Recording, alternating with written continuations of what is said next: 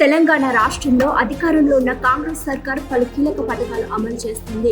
ఎన్నికల్లో తామిచ్చిన 6 గ్యారంటీలను అర్హులైన పేదలందరికీ అందిస్తామని చెబుతున్న సీఎం రేవంత్ ఒక్కొక్కటిగా శుభవార్తలు చెబుతూ వస్తున్నారు.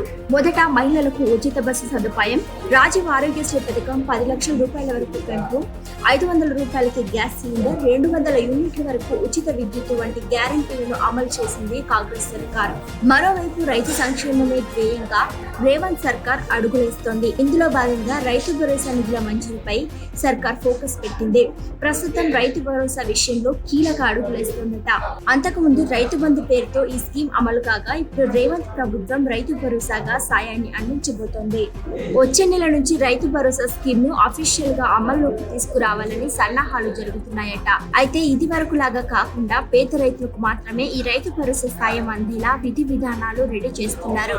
కేవలం సాగులో ఉన్న వ్యవసాయ భూమికే రైతు భరోసా పథకం అమలు చేయాలని ప్రభుత్వం భావిస్తుంది.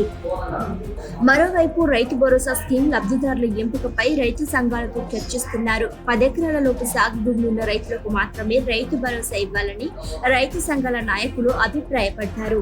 అదేవిధంగా ఐటీ రిటర్న్స్ ఫైల్ చేసే వారికి, రేషన్ కార్డు లేని వారికి కూడా రైతు భరోసా ఇవ్వాలని రైతు సంఘాల నాయకులు చెబుతున్నారు. డిప్యూటీ సీఎం భట్టి ఆధ్వర్యంలో సబ్ కమిటీ ఈ అభిప్రాయ సేకరణను చేపట్టింది.